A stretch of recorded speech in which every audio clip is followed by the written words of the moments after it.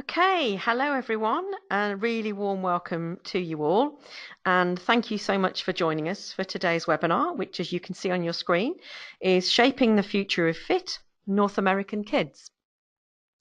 My name is Heather Thorpe, and I'm going to be your moderator for today.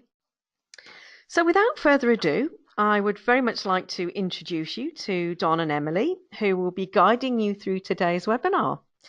I'll start the introductions with Emily Robertson-Hood, who is a senior consultant with Alvanon.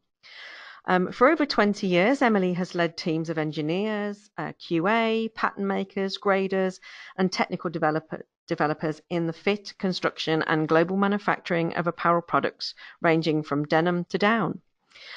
She's also led teams at Levi Strauss & Co., Land's End, and Eddie Bauer. Emily also developed her own line of apparel, and it's sold from her retail location. So as a result, she understands the problems facing both a global business as well as the small independents. Alongside Emily today, we have Don Howard, who is the executive director at Alvanon. Don brings us over 35 years experience in apparel retail, design, and manufacturing. He joined Alvanon back in 2010 as a consultant, and in 2013 was named as an executive director to head its global consulting team. He's established Alvanon's renowned professional development series industry training program and is a recognized expert in pre-production process assessment, technical design, and product development, with a particular emphasis on implementing sizing and fit standards. So you can see that we've got some great pedigrees with us today. So you're definitely in really good, safe, experienced hands.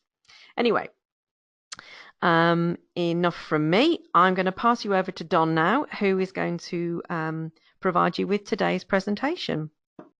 Thank you very much, Heather, and thanks to all of you who have joined our webinar today. We're really kind of humbled and overwhelmed by the response we've received from this.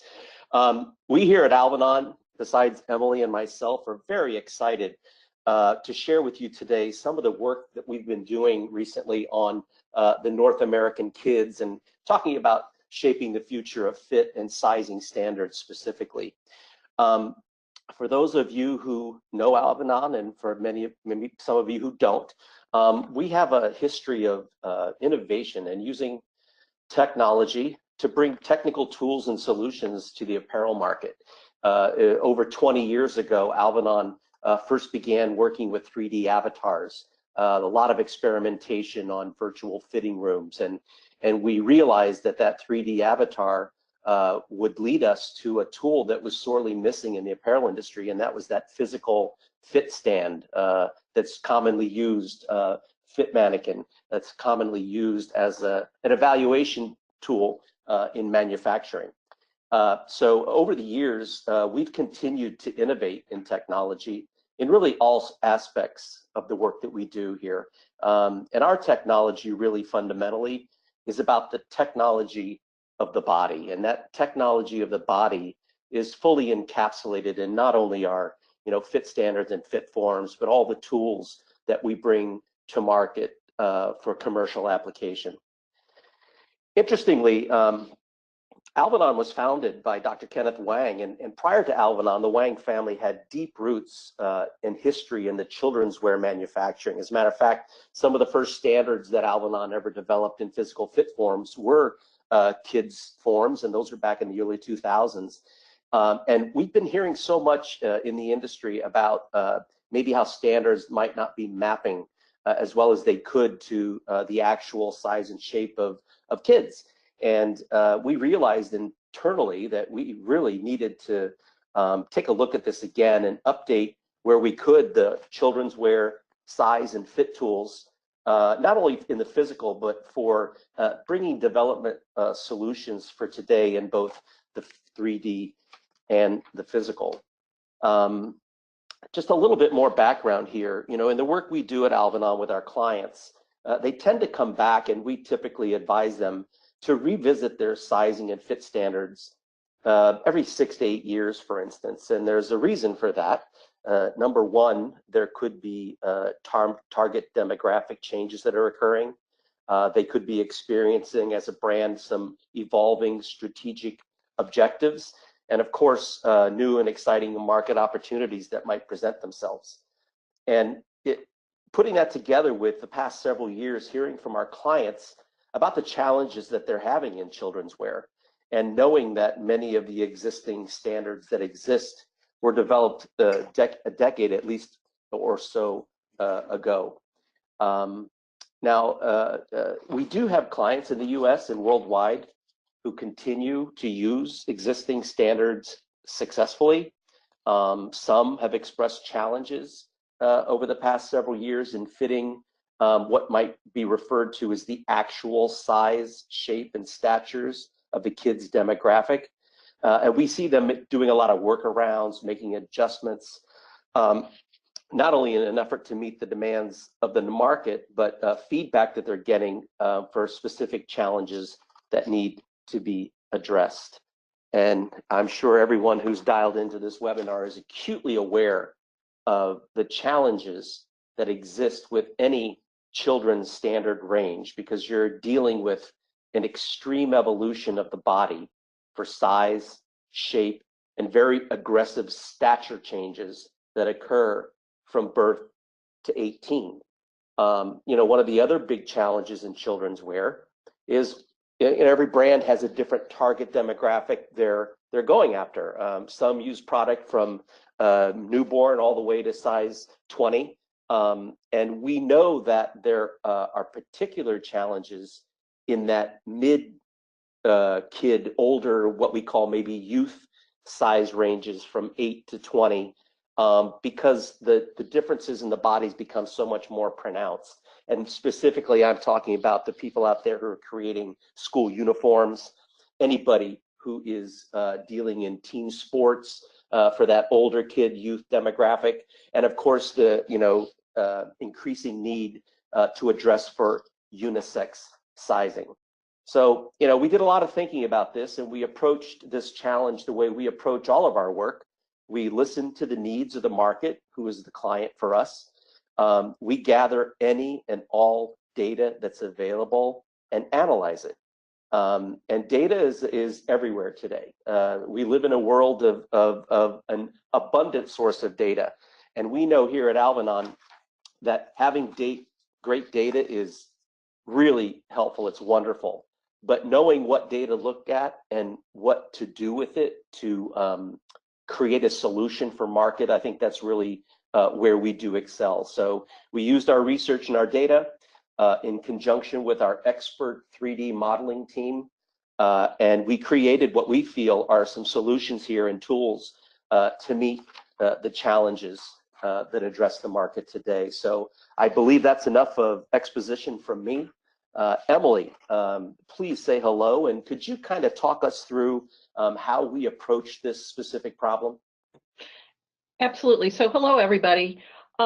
The methodology we used, Don's already alluded to a little bit about that. We are incredibly lucky that we have many clients that produce children's apparel right now, and our first stop is always to go to them. So we made a concerted effort to go to some of the key children's wear brands in North America to gain feedback from them and to understand some of the challenges that they're facing. And more importantly, now in this age of feedback and input, to understand some of the input and feedback that they get from the users of the product, so the parents and kids, etc. Don also alluded to the fact that we have some amazing internal resources. We have a very significant internal proprietary scan database, as well as an app that we previously had out in the market called the Alva Kids app. So we had a database of kids measurements from that.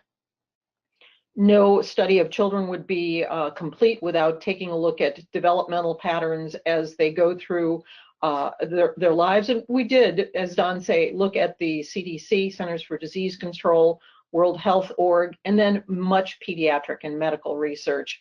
And the really important thing here, and we can't stress enough, is that we want to always understand what to do with that data. And that's where we really feel like we've got a little bit of strength here. So we looked at the data and then made some really decent commercial and viable choices that reflected that data.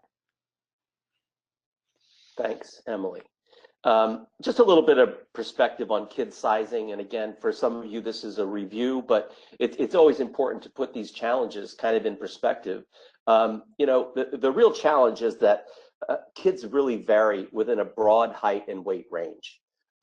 Children at any height can really be nearly any age. If you have kids or you go to the classroom and you see a group of fourth graders stand up and you look at them, and you know, they could all be different sizes and shapes, but stature is usually what jumps out. So, you know, how do you identify what size garments to buy and what size your child will really be and ensure they'll fit into that product? So, and, you know, of course, is that product even age appropriate? Today with e-commerce shopping, how do brands create and message sizing more easily and fit today's youth more accurately? Now, sizing globally in general, there's two ways to do it. US, UK, and Australia, size by age. And that's a practice that for some reason started in the 40s. European countries and Asia, size by height. And we kind of have a point of view on that. We really feel strongly that sizing by height is much more accurate than age. But the challenge there is it really doesn't differentiate between your girth sizes, right? So a younger, taller child who might find the right length may get a garment that's really too big around the body. We know a lot of youth brands offer alpha sizing maybe as a solve for that to avoid that age size issue, but that can also be problematic because larger size product predicts maybe a kid who would be bigger in girth, but not necessarily a kid who would be taller or shorter. So we've got some key challenges here to look at. Age sizing versus height sizing. Again, just to reiterate here, sizing by age really assumes that a child's growth and development occur in tandem with their age and the market target segment, so who you're going after in terms of your product. Unfortunately, that method is really only most useful up to size 2, right? And also helps indicate an expectation for garment functionality. So obviously for younger kids, you're looking at more things than just size and height. And then when you get after age 3, sizing by height is definitely more accurate. It does not assume that growth is correlated to age. And again, at any given height, children really can be any age after the age of 3. So Emily, can you talk us through some of the key findings that we found as we were going through this exercise? Yes. So one thing that we noticed was a lot of the brands are aligned with each other. So that should be reassuring for some brands to know that you're not anywhere that far outside of what other people are doing. But when we took a look at the data, we found that a lot of the assumptions were either smaller or shorter than what the current health and body girth data indicates. So it's so interesting. Whenever you data gather, what always happens is usually themes emerge and then they repeat themselves. And when we hear that repeat over and over again is when we know that we're on to something. And one of the things that we heard repeatedly was that the current standards were for a child whose posture is too straight.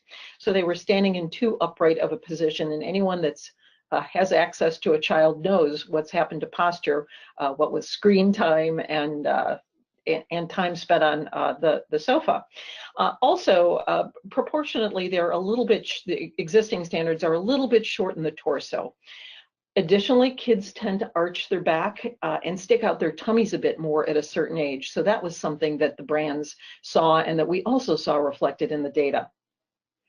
So the data, however, did really corroborate much of what we saw about these posture and stature distribution findings. And what we really leapt out for us is that real body growth is not linear. So people don't grow in stair steps. The stair steps that you see are not happening. It's more like step, leap, step, leap. So there's that little there's a gap and then there's a growth spurt, which we saw abundantly represented. The other thing was that the age to size name correlation used in the United States doesn't really work, but oddly, there's very little appetite for change. And I think that could be due largely to logistical reasons. Trying to sway a whole team or your the entire buying population over to a name change would be pretty significant. And what we really found is most brands get around this by displaying both height and weight on their size charts. So in a way, people are almost there in that they're referring to height and weight. We just need to push that a little bit further and now develop into that height and weight. So the health metrics and data research that we plumbed in order to come to the conclusions was very interesting. One of the things I love this graphic because it really shows how the human body grows at what points in your life. So a lot of, from birth up to age 1, a lot of growth in the trunk. You see very short extremities. And then as kids enter from 1 year into puberty, you begin to see their extremities grow. And then in adolescence, you see growth in the trunk area. And sadly, as some of us adults know, it sometimes continues to grow. So there is that pattern going on within the population. And what's very interesting here is when we pull out charts to take a look at, we track certain things. So what you're looking at now is what's called a 50th percentile chart.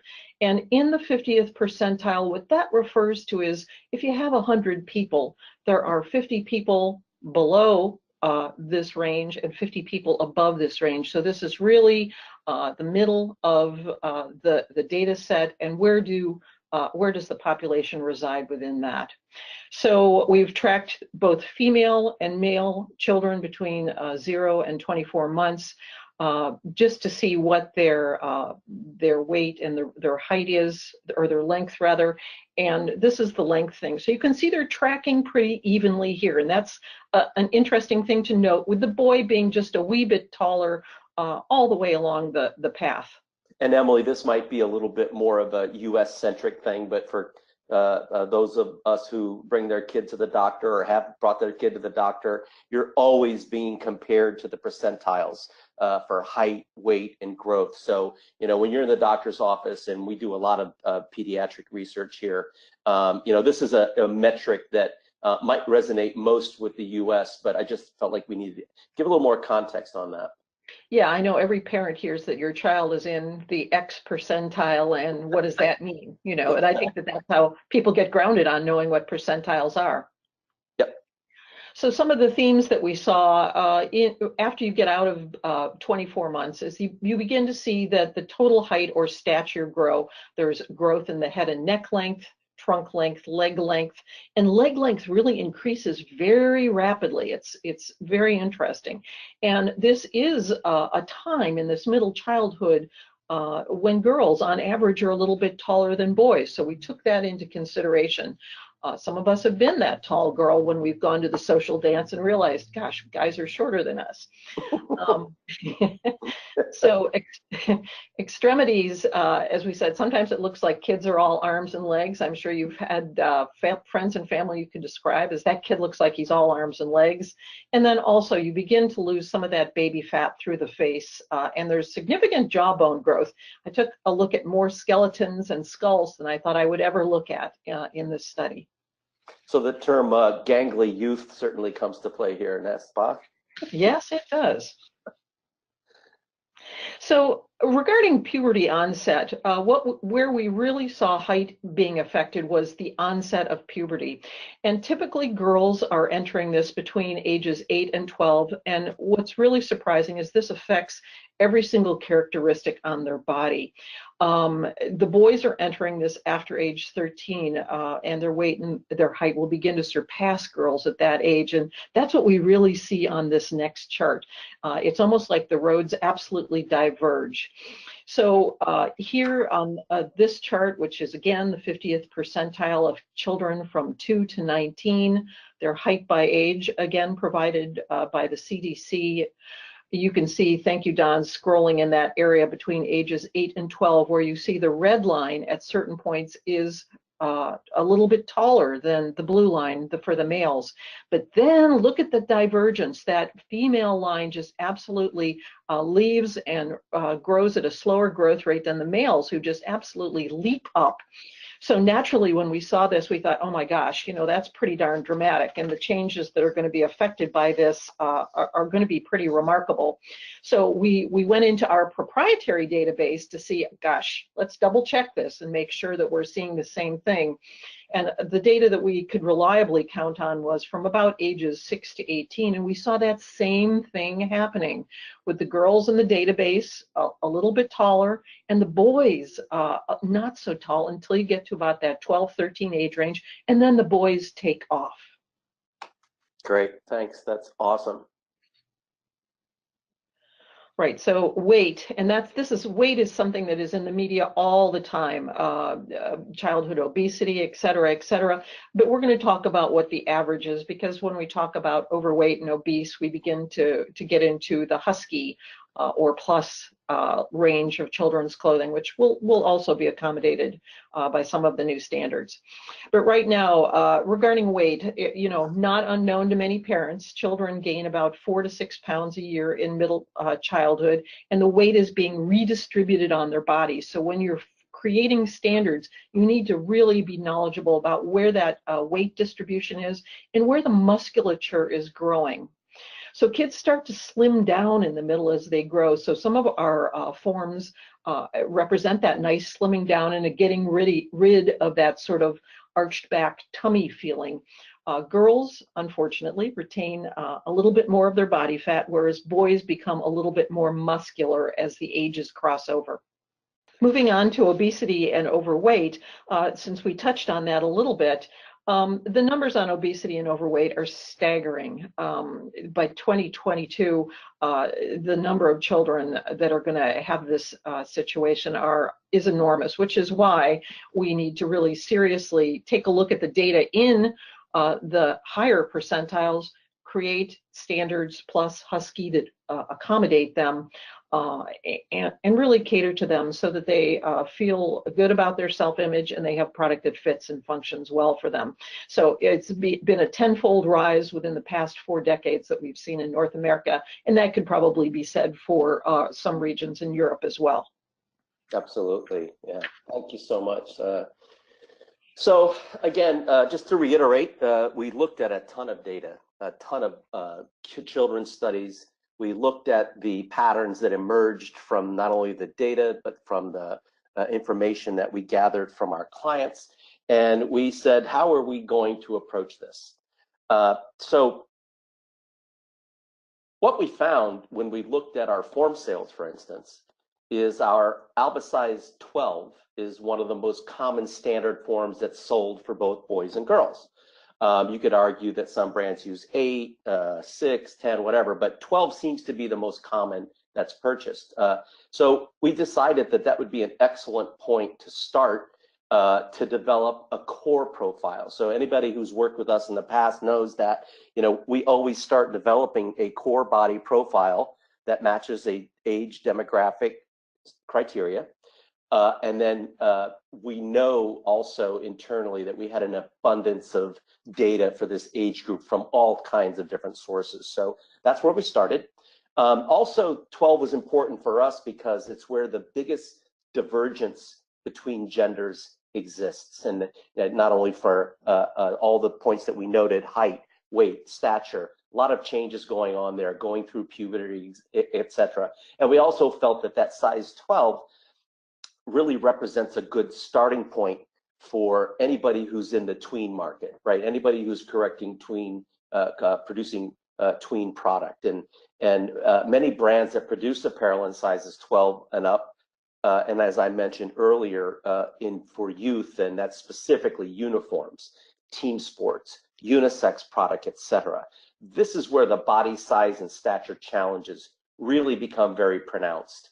And nonlinear growth, and in both in terms of size, shape, and stature, is really starting to be emphasized at this age. So this is, I guess, a reveal. This is our boy 12, newly developed, and our girl 12.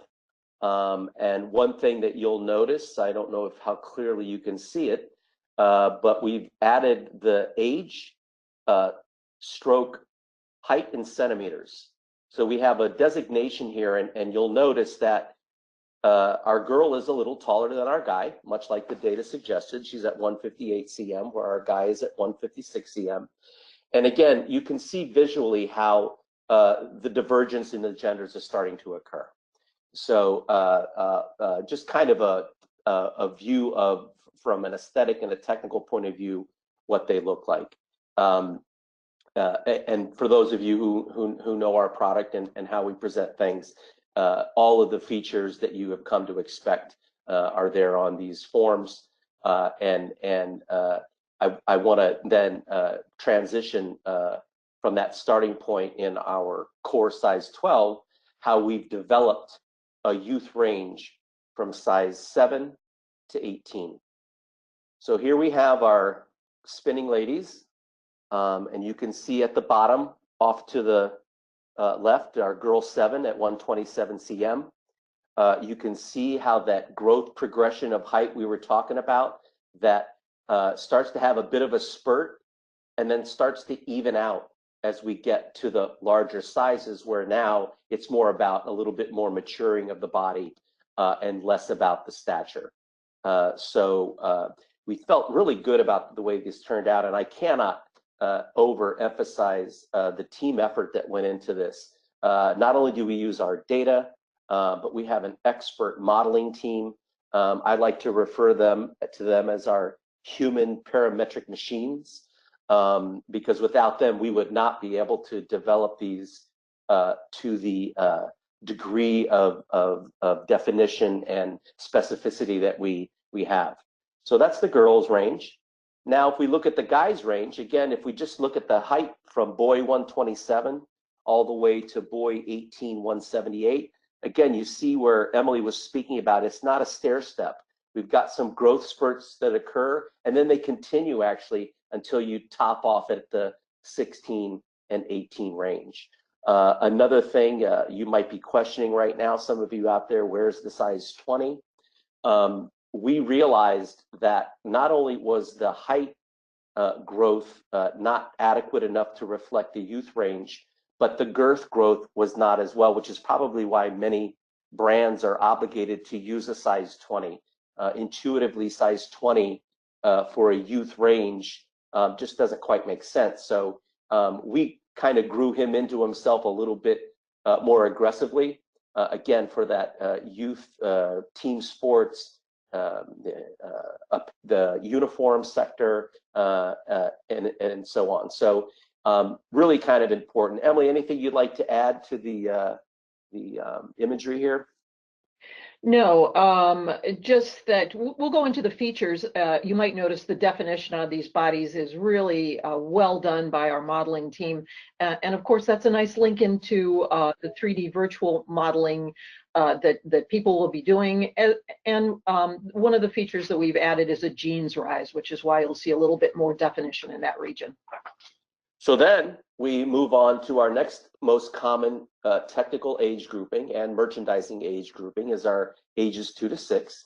So again, the challenge here is all these series have to be related to each other. So here we have our toddler range, age 2, again, correlated with a height at 91 cm, going to 3, 4, 5, and ending up at toddler 6 at 121 cm.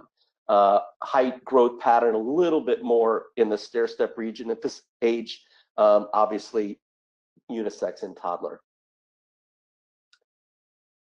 And then to complete the set, we have to look at our 0 to 18-month infant and toddlers, again, a very common grouping for merchandising assortments and technical ranges. We've even included Mr. Preemie here. So again, you're seeing a lot of how the body weight, body fat composition, the shape of the head, the size of the head, all these, the hands, everything has been vetted by data and gives us a nice strong progression in that newborn to 18 month. We were particularly reliant on some medical data here too, so we tried to make that as accurate a place as we could when we get down into the wee ones, because clearly they're not a candidate for the scanning environment. Yeah, and the thing is, there's so much data available. You just have to go looking for it, and then, as I've said many times, correlating that data to what you're trying to solve for to come up with a really good vetted body growth solution. Cool. All right, Emily, take us through some of the highlights of our new solution. Right, so I love this animation on the right. It's sort of showing you how this happens to be the boys, how the boys 7 through 18 are growing, and you can sort of see the morphing of the posture, the height, and the stance. And that's really reflected in all the work in the nonlinear way.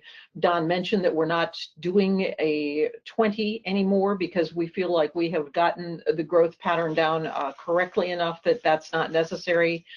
All the heights are noted along with the age. And we should say that for people wondering, why do we have that height in a CM, we did that because we wanted to make this really good in a global environment. That was one of the thrusts, directives from our leadership team, that they wanted to have this be a good set of standards that would work in a global environment.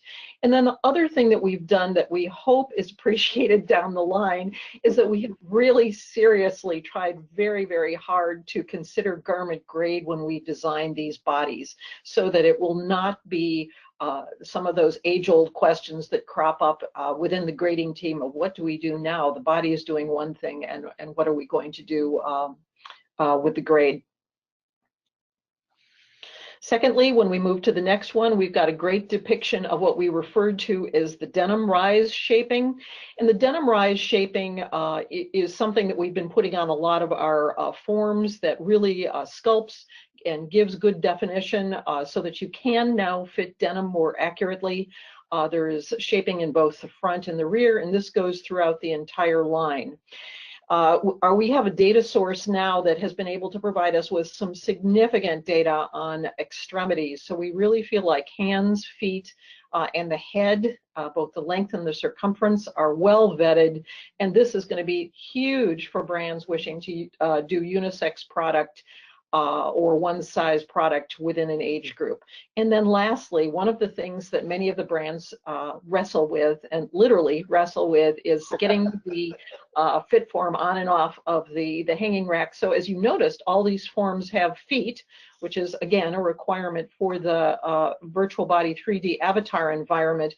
We have managed to get many of these forms with the ability to stand without pegs, which is great. So you can put it on the floor, have it stand up, and this is largely due, 1, to the feet, and 2, to the fact that we have vetted the stance evolution over time. So a lot of consideration went into that.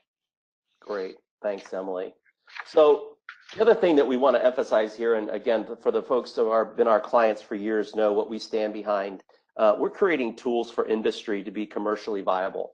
You need to be able to manufacture product consistently over time and maintain your standards. So we know that these fit forms for garment evaluation are now available in the physical, updated and evolved to reflect much more accurately what this children's and youth sizing need really is. Of course, you need your identical virtual Alvaform that can be used in most common 3D platforms. We know for everybody who's working in 3D right now, you have to prove concept in the physical, and these tools go hand in hand for that purpose. Garment blocks, which we're big proponents of, that map to this fit form standard series. And then, of course, as Emily was mentioning, our methodology is always about body growth and vetting body growth because the body's doing one thing, and then being able to transition that into a manufacturable garment grade that maps to that size range is critically important, and it's something that many people do try to adjust on their own, struggle with it. It's a lot of work. So we've spent a lot of time and energy in making this overall solution as commercially operable as it can be. Emily, do you want to wrap us up here, the summary? Yes, yes. Thank you so much. So just if you had to high level summarize to someone in your organization, you could say the stature and body maturity is more accelerated than previously acknowledged, and we've tried to build that into our new standards. We've obsoleted out size 20 due to this nonlinear growth pattern that we've deployed. We have added height as a global best practice within the naming call out. And again, we did this to be completely clear at where we are. We even started calling these standards age 12, age 10, that sort of thing. So, and speaking of the age 12, we feel like that's a really nice leaping off point in either direction, either for a tween product or a good basis for the sizes below that. And then lastly, as I just mentioned, the alignment of the extremity PMs has been deeply vetted, and it's been vetted between the genders. We saw that it exists in reality, and so we've deployed that into the standards. Again, it's super useful for unisex product. And in terms of the form stance and posture, we've also aligned that for things like team sport uniform tees, where it will not be gender specific, which should be a huge SKU savings for many of the brands when they realize that they're able to do this more effectively.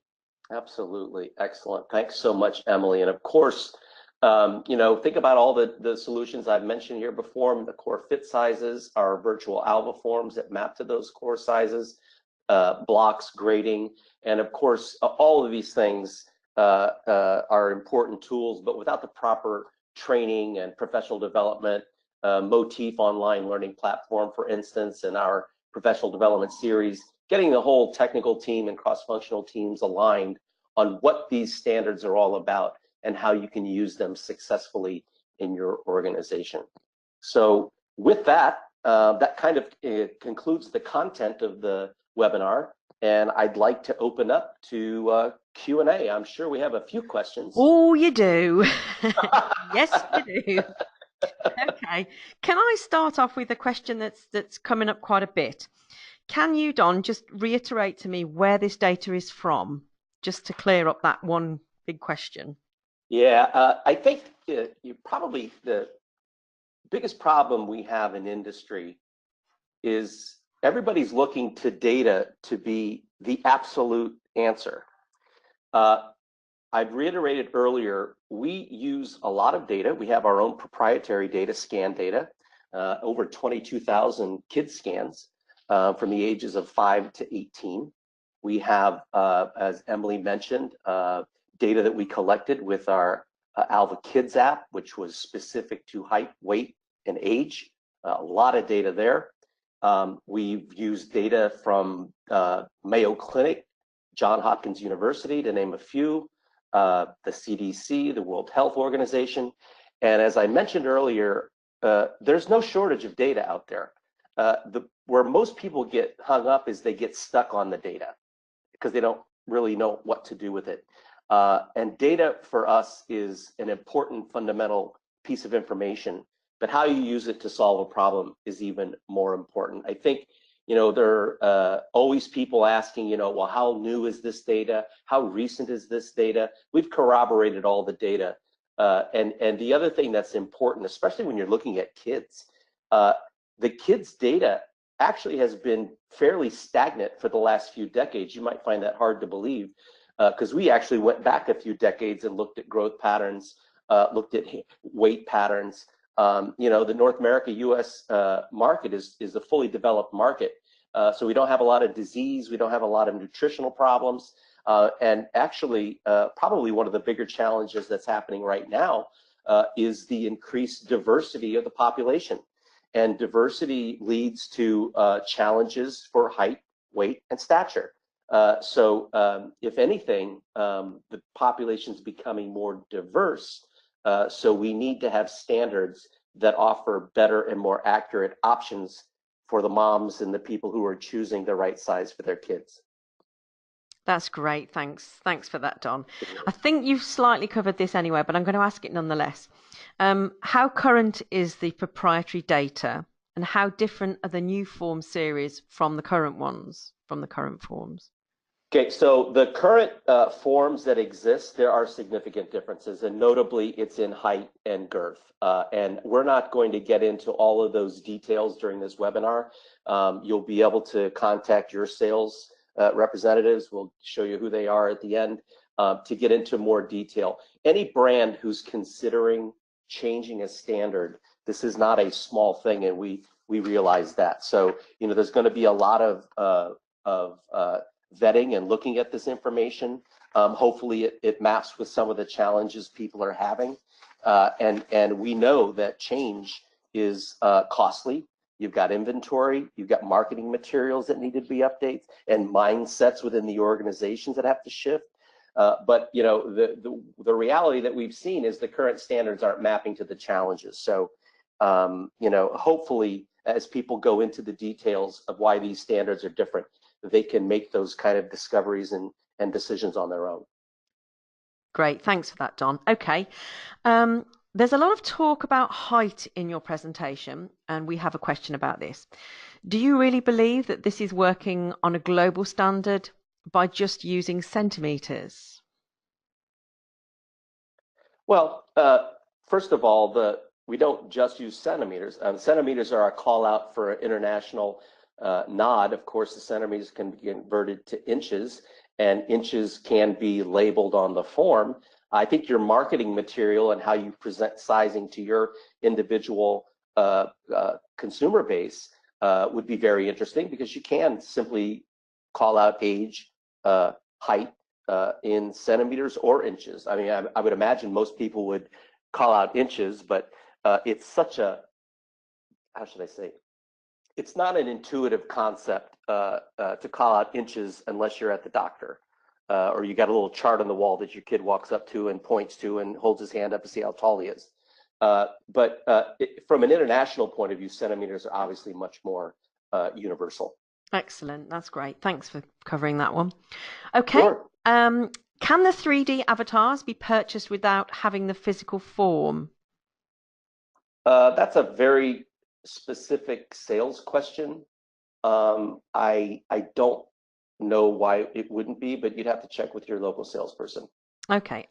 To be fair, any questions that we asked today, I will also pass back to Alvanon. So yes. you know, I'm not in sales, so I don't want to make I want to make sure I don't misspeak. No, I don't see why not. No. 3D platforms are what people use today. So yes, of course, I would imagine you'd be able to have your avatar without having the fit form, and which will be all available on our Alva Body platform, which will be launching in, I believe, January of 2019.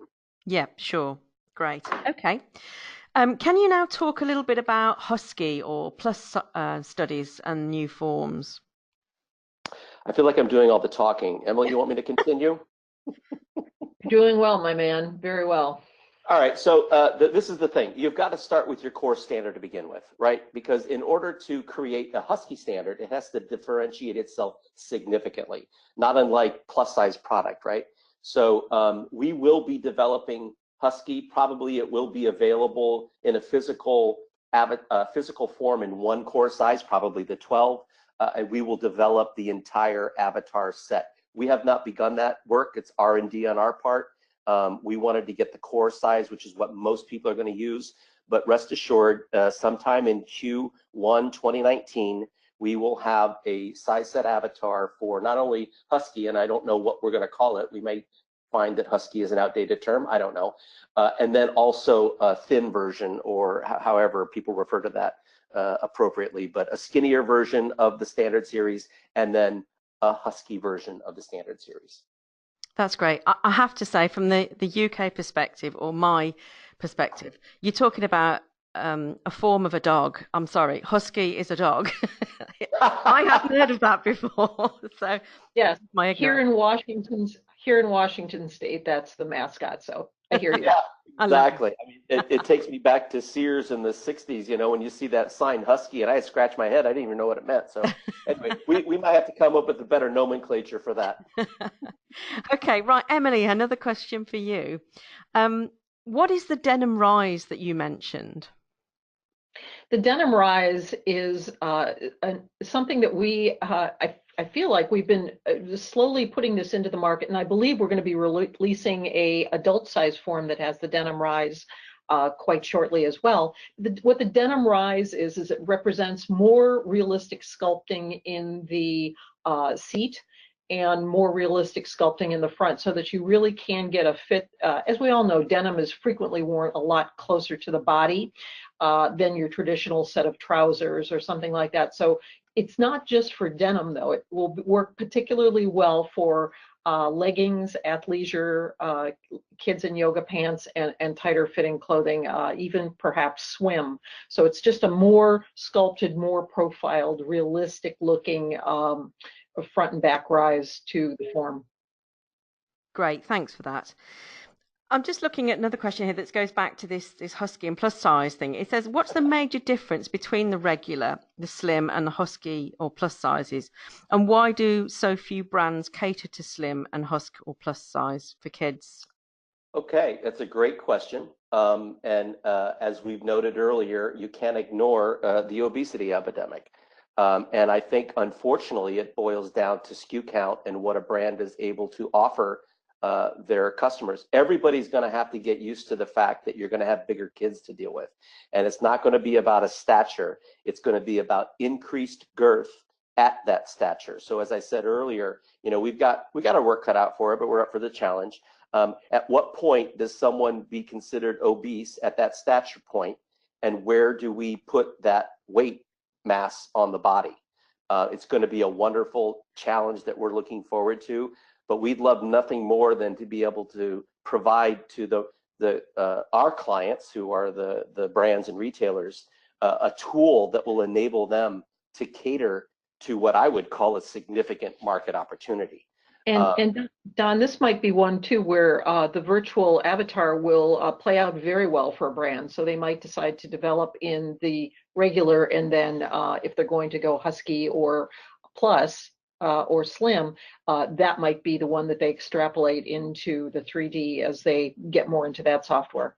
That's an excellent point. We find that our customers are coming to us more and more to develop size sets of their core size and avatars, body growth charts and avatars, because people are working in 3D for a lot more reasons than just creating the base product. They're checking graded size sets for logos, graded size sets for proportion. It's very much used in many different ways, and it's geared more toward the mass production. So like Emily pointed out, excellent use is to be able to create that secondary plus anything but Husky name that differentiates itself significantly from the regular range, so that you have a reason to offer it to the client. That's lovely, thank you. That's definitely going to be a challenge, I can see. Okay, moving on. How different are the North American kids' fit forms from the EU or Asia ones? Spoiler alert, we're not going to stop with North America kids. I think it's incumbent on us to go around the world and look at all the standards. But I guess, Emily, do you have any quick answers on that, or you want me to continue to ramble? One really exciting development is our Asia scan team has been out collecting scans all over China, what we're extremely excited about. So we are going to have some amazing data out of Asia to be able to form up the Asian bodies a little bit more correctly.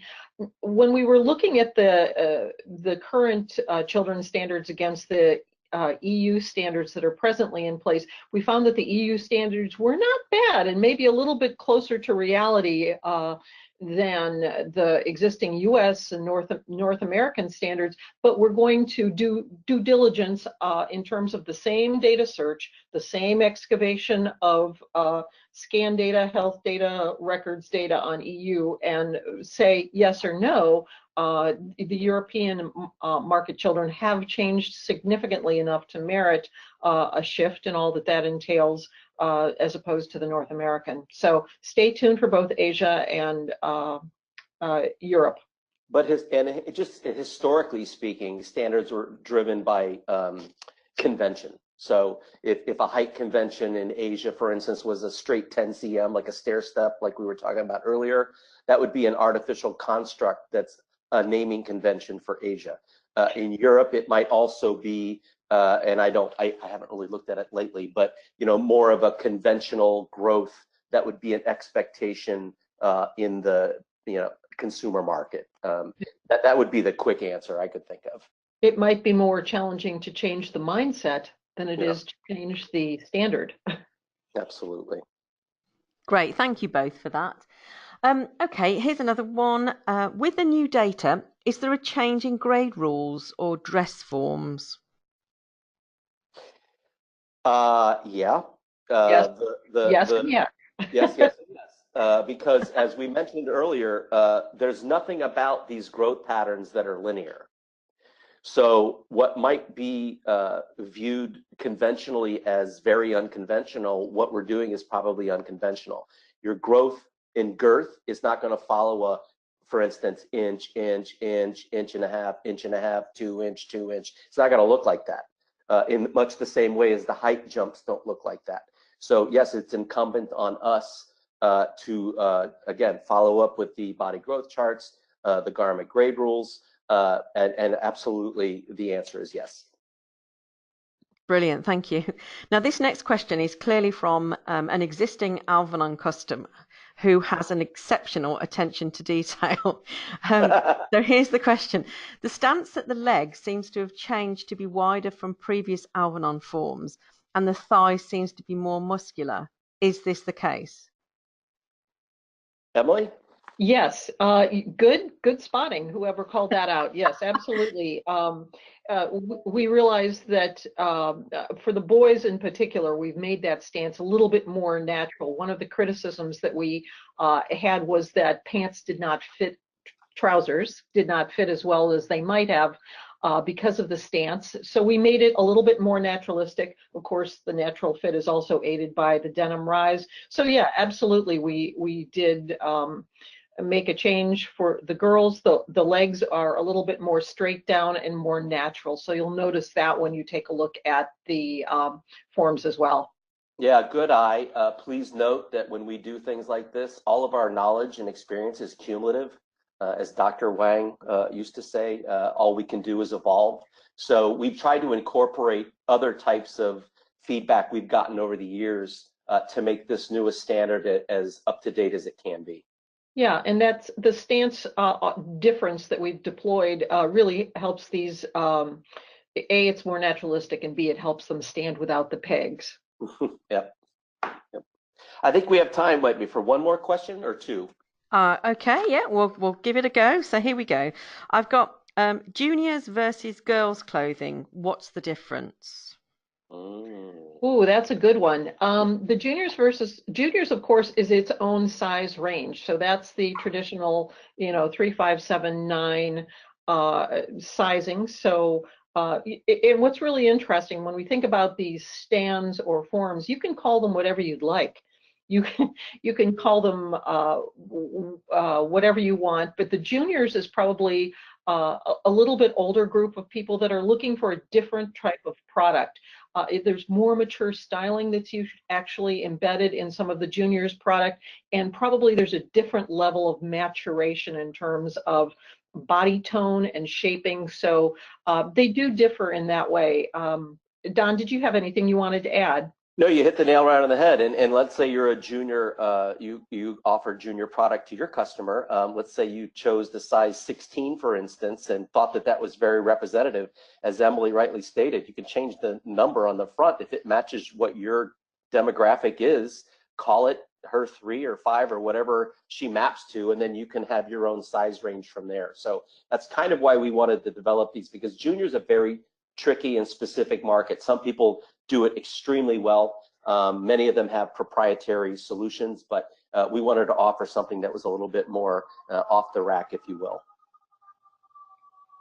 That's brilliant. Thanks both. No problem. Oh, we've got a fire engine coming past. Well, welcome to New York City. We've got something, I guess, a really good cue for me to start signing off here. Absolutely. So listen, for everybody, again, thank you so much for joining us. We here at Alvanon are really excited to be able to present this information to you. If you've got any additional questions, please contact your salespeople. Most of you recognize the faces you're seeing, and if you don't, take note. Not only in our North American markets, but of course in Europe and Asia. We want you to make sure that you can get the answers you need. And as far as on behalf of Emily and myself, we want to thank you so much for joining us. It was our pleasure to brief you on our findings today, and we hope you have a terrific day. Excellent. Thanks, Don. Thanks, Emily. You've both been brilliant, and thanks for all the questions. Look forward to another Alvanon webinar in the next 12 months or so. And yeah, great to hear from you again. And everyone have a great rest of your day, and thanks for joining. Goodbye now.